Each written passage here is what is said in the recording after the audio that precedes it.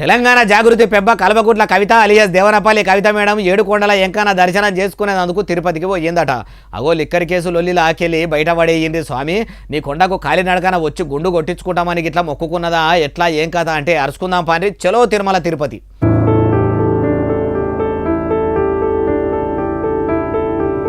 అగో చూసినరా హైదరాబాద్ పట్టణంలో గాలి మోటార్ ఎక్కి గన్నవరం గాలి మోటార్ల డిపోల దిగిందట.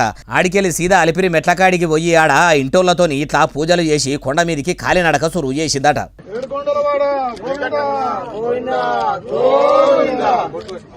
ఇట్లా తంతెలకాడికెళ్ళి నడుచుకుంటా పోయి ఏడుకొండల ఎంకన్న స్వామి దర్శనం చేసుకున్నదట.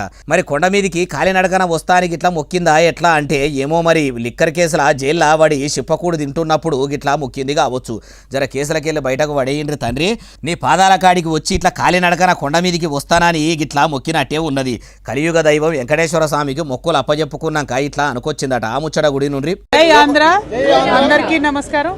ఇవాళ ఏదైతే ఒక ఫేక్ కేసు పెట్టి గత 4 సంవత్సరాలుగా నన్ను వేధింపులకు గురి చేసినారు, మరి ఆ దేవుడి దయ వల్ల సత్యం నా పక్కన ఉండడంతో ఇవాళ ఆ కేసు అంతా కూడా డిశ్చార్జ్ అయిపోవడంతో మరి స్వామివారి అంటే మా అందరికీ కూడా చాలా చాలా నమ్మకం. వెంకటేశ్వర స్వామివారి దగ్గరికి కాలినడకన వస్తామని మొక్కు ఉండింది. ఇవాళ క్లీన్ చీట్ వచ్చిన సందర్భంలో కాలినడకన వచ్చి మొత్తం మేమందరం కూడా మొక్కు తీర్చుకోవడానికి రావడం జరిగింది. మా కుటుంబ సభ్యులు, జాగృతి కుటుంబ సభ్యులు.